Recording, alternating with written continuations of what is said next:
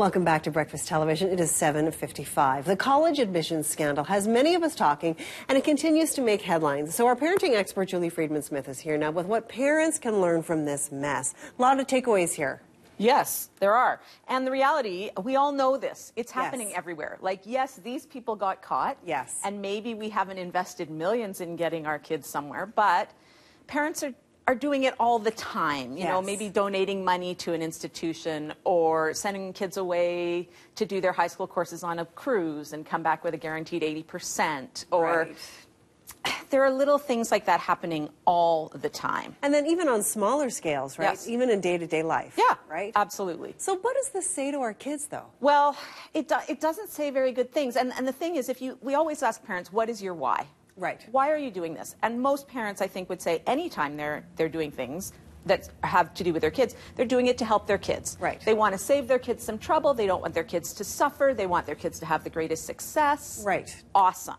Yes. So then the question is, how do we do that so that it actually works? Right. Instead of backfiring. Because when we do things for our kids like this, that they could be doing themselves, we're teaching them a few things. We're teaching them, we don't think you're capable. I've got to do this. You can't do this. Right. We're teaching them that that they don't belong, or that we're pushing them into places where they don't belong. So if we pave the path and pave the path and pave the path for the child, they end up somewhere. And then they shouldn't have been there anyway, because not all kids are supposed to be, in this case, not all kids are supposed to be at the top universities. Not all kids are supposed to be at university.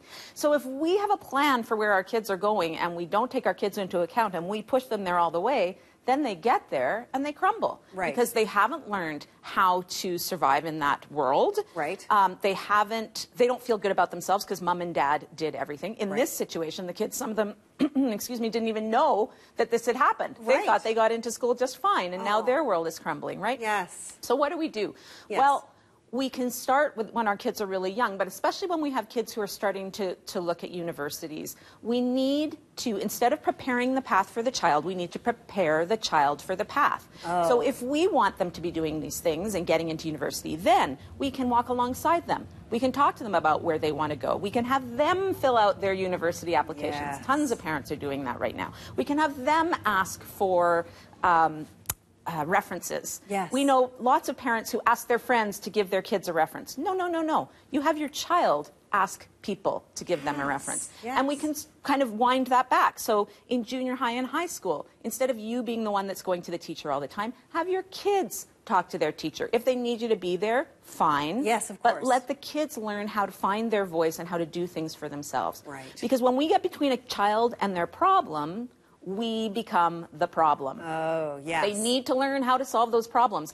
That's how we create success for them, by letting them learn these baby steps along the way. And giving them the space, too, to figure out what it is that they want to do themselves, right? Because when we're pushing them on that path, they might not even know, what do I want to do? Exactly. What am I interested in? We know kids who have been pushed along a certain path. You're going to be a professional golfer. You're going to be a professional hockey player. Then they can't go any farther.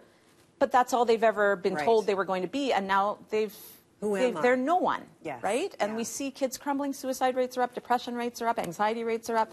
So let's be with our kids, find out what they would like to do, and then walk the path with them, or let them walk it alone, but instead of doing it for them and sweeping it ahead of the time. Okay, terrific advice, Julie. And Julie, you're going to stay with us because we have to talk spring break. It starts tomorrow. It does. So thank you for staying with us. We'll talk to you in just a bit, but we're going to go for a break right now. When we come back, more news, weather, and traffic.